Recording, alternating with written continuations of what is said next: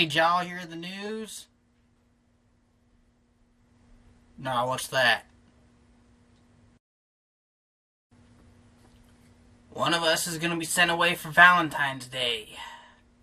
The master's girlfriend. Which one? This guy, right here. I think it's bullshit. When's the shipping gonna happen, bro? You know, the boxing. When's that gonna go down?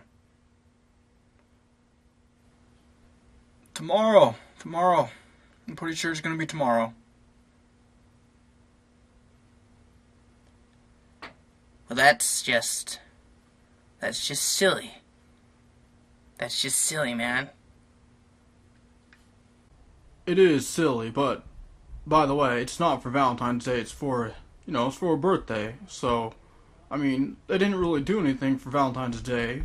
I mean, I'm just kind of a. I mean, if I'm for Valentine's Day, I'm a late gift. Okay, yeah, no, I get it. I get it. It's just, yeah, not Valentine's Day, guy. It's birthday. There's a difference. Yeah, I mean, come on, it's April, so Valentine's Day is way gone. So. I wonder why he doesn't just send me. I mean, you're too ugly for him to send, man.